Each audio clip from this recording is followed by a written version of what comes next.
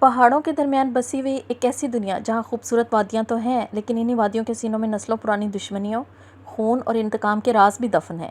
یہاں دشمنی صرف ایک انسان سے دوسرے انسان تک نہیں رہتی، بلکہ ایک نسل کی نفرت دوسری نسل کے دل میں منتقل ہوتی ہے، اور کبھی کبھی ایک معمولی سا انکار پوری زندگی کو ایسے جنگ میں دھکیل دیتا ہے جہاں محبت، عزت، اقتدار اور انتقام سب ایک دوسرے میں الجھ جاتے ہیں۔ یہی کہانی ہے زنجیریں کی۔ کہانی شروع ہوتی ہے ربیہ سے، جو اپنے بھائی اور ماموں کے ساتھ ایک چھوٹا سا ڈھابا چلاتی ہے۔ ربیہ ایک سادہ، خوددار اور بہادر لڑکی ہے۔ اسے نہ دولت کی خواہش تھی، نہ کسی طاقتور خاندان کا حصہ بننے کی۔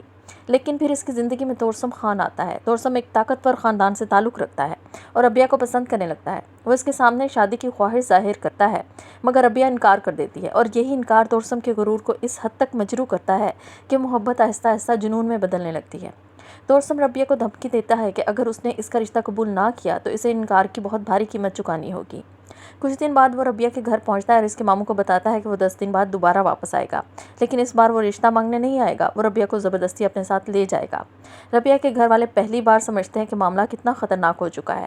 اسی دوران ربیہ کی زندگی میں مدثر آتا ہے۔ مدثر اپنے دوستوں کے ساتھ ربیہ کے ڈھابے پر آنے جانے لگا تھا اور آہستہ آہستہ اسے پسند کرنے لگا تھا۔ اس کی پسندیدگی کو ربیہ کے ماموں اور بھائی نے بھی محسوس کیا، لیکن توسم کے برعکس مدثر ربیہ پر اپنی محبت مسلط نہیں کرتا تھا، اس کی عزت کرتا ہے اور اس کے فیصلے کا احترام کرتا تھا۔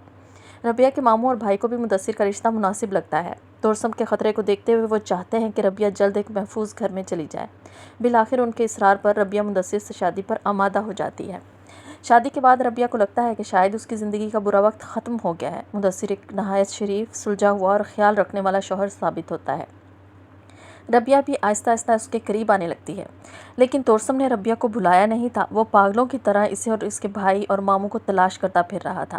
ایک دن ربیہ اور مدثر شاپنگ کے لیے جاتے ہیں تو توسم انہیں دیکھ لیتا ہے۔ وہ خاموشی سے ان کا پیچھا کرتے ہوئے ان کے گھر تک پہنچ جاتا ہے۔ ربیہ اور مدثر کو اس خطرے کا ذرا بھی اندازہ نہیں ہوتا۔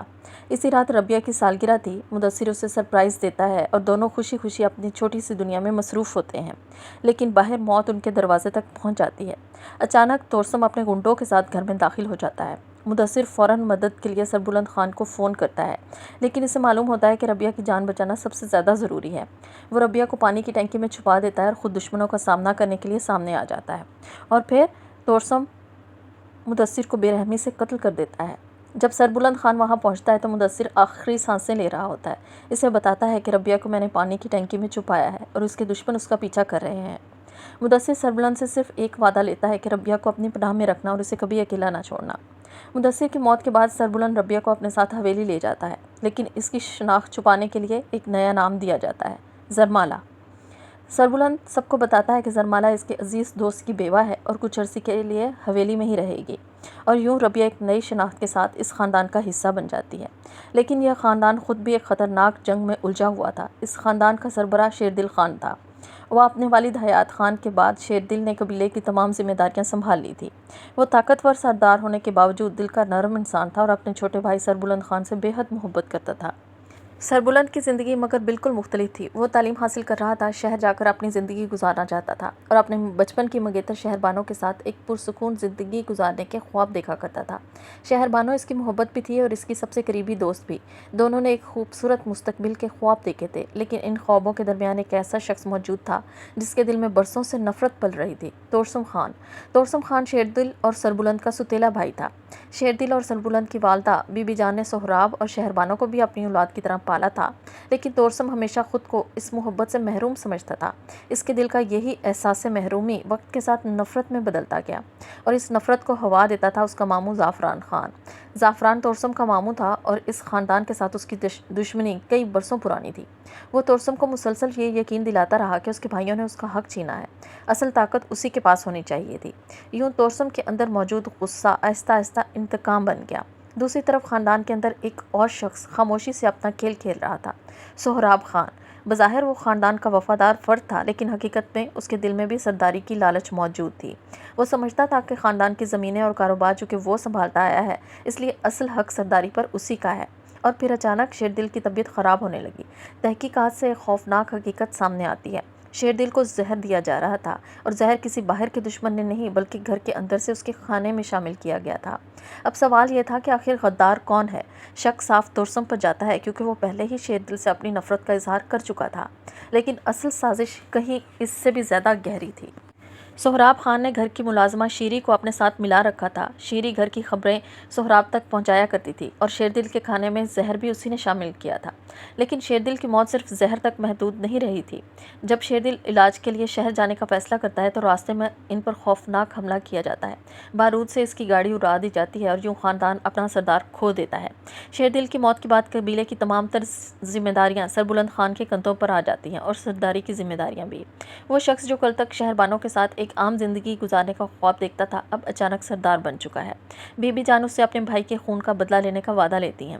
سربلند کے سامنے اب ایک نئی زندگی تھی۔ وہ اس زندگی میں ربیہ بھی شامل تھی جو اس کی ذمہ داری تھی، جسے زرمالہ کے نام سے سب سے چھپا کر رکھ رہا تھا۔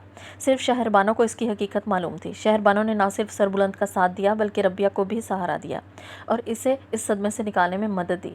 لیکن سربلند کی زندگی میں اب سکون باقی نہیں رہا تھا۔ وہ اپنے بھائی کے قاتل کو تلاش کر رہا تھا اور اس کا سب سے بڑا شک توسم پر تھا، مگر جس شخص کو وہ پہاڑوں میں تلاش کر رہا تھا وہ دراصل اس کے اپنے گھر کے اندر چھپا ہوا تھا۔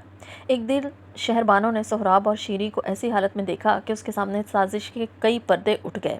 اسے سمجھ آ گیا کہ شیردل کی موت محض حادثہ نہیں تھی، اس کے اپنے بھائی سہراب کے ہاتھ اس خون سے رنگے ہوئے تھے۔ شہربانو اپنے بھائی کے سامنے کھڑی ہوگی۔ اس نے اسے یاد دلایا کہ بی بی جان نے انہیں ماں بن کر پالا تھا، لیکن سہراب کے دل میں اقتدار کی خواہش اس قدر حاوی ہو چکی تھی کہ اسے اپنے جرم پر ذرا سی بھی شرمندگی نہیں تھی۔ وہ سردار بننا چاہتا تھا اور چاہتا تھا کہ سربلند راستے سے ہٹ جائے اور وہ خاندان کی طاقت اپنے ہاتھ میں لے لے۔ شہربانو نے اسے دھمکی دی کہ وہ سب کے سامنے حقیقت بتائے اور اپنے گناہوں کی معافی مانگے، اور پھر دونوں بہن بھائیوں کے درمیان جھگڑا شدت اختیار کر جاتا ہے۔ اچانک ایک گولی چلتی ہے اور شہربانو ہمیشہ کے لیے خاموش ہو جاتی ہے۔ سہراب کے ہاتھوں اپنی ہی بہن کا قتل ہو جاتا ہے، لیکن اب اسے اپنے جرم کو چھپانے کے لیے ایک اور جھوٹ گھڑنا تھا۔ وہ شہربانو کی موت کا الزام سربلند پر ڈال دیتا ہے۔ ایسا ظاہر کیا جاتا ہے کہ شہربانو نے سربلند اور زرمالہ کے درمیان غلط تعلق دیکھ کر خودکشی کی، حالانکہ حقیقت یہ تھی کہ شہربانو کا قتل کیا گیا تھا اور اس قتل کا مقصد بھی محض سرداری ہی تھا۔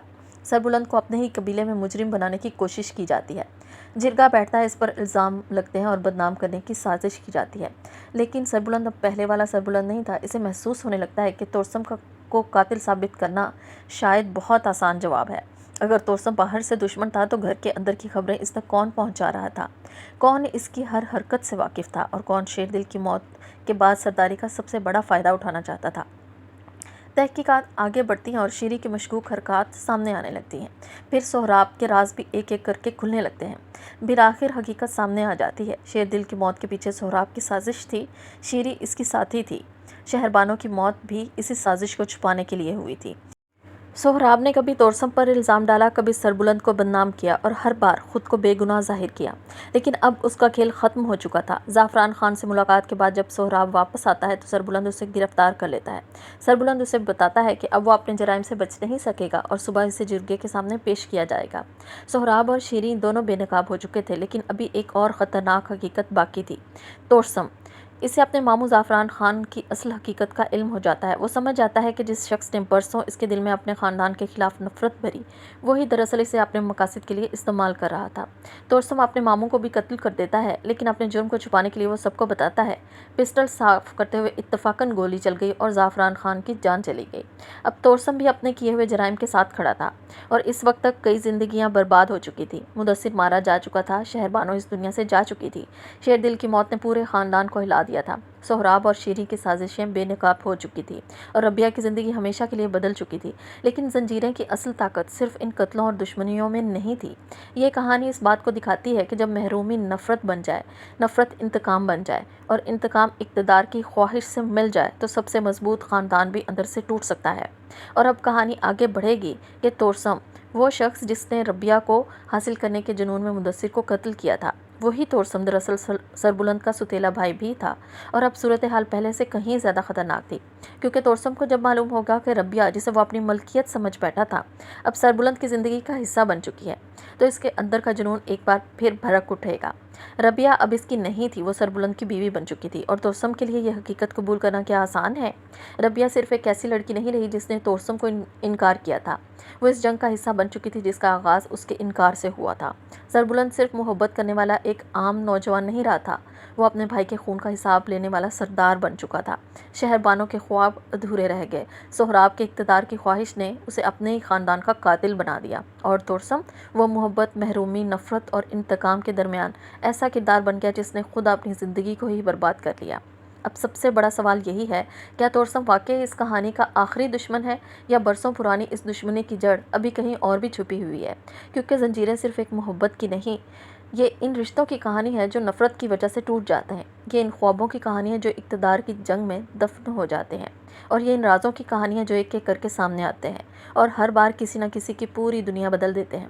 ربیہ نے کبھی نہیں سوچا تھا کہ ایک چھوٹا سا انکار اس کی زندگی کو یہاں تک لے آئے گا۔ مدثر نے کبھی نہیں سوچا تھا کہ اپنی بیوی کو بچاتے ہوئے اس کی اپنی جان چلی جائے گی۔ شہربانوں نے کبھی نہیں سوچا تھا کہ جس بھائی کو وہ اپنا محافظ سمجھتی تھی، وہی اس کی موت کا سبب بنے گا۔ اور نہ ہی سربلند نے سوچا تھا کہ محبت کے خواب دیکھنے والا نوجوان ایک دن اپنے ہی خاندان کے خون کا حساب لینے پر مجبور ہو جائے گا۔ یہی ہے زنجیریں کی اصل کہانی، جہاں ہر کردار کسی نہ کسی زنجیر میں جکڑا ہوا ہے، کوئی محبت کی زنجیر میں، کوئی انتقام کی زنجیر میں، کوئی اقتدار کی زنجیر میں، اور کوئی اپنے ماضی کے گناہوں کی زنجیر میں۔ اگر آپ کو زنجیریں کی یہ مکمل کہانی پسند آئی ہے تو ویڈیو کو لائک ضرور کریں، چینل کو سبسکرائب کریں اور بیل آئیکن ضرور دبائیں، کیونکہ ایسی ہی پاکستانی ڈرامہ سٹوریز، چھپے ہوئے رازوں، خطرناک سازشوں اور بڑے بڑے ٹویسٹ کے ساتھ ہم آپ کے پاس نئی نئی کہانیاں لاتے رہیں گے۔ آپ سے ملاقات ہوتی ہے کسی اور ویڈیو میں کسی اور کہانی کے ساتھ، تب تک کے لیے اللہ حافظ۔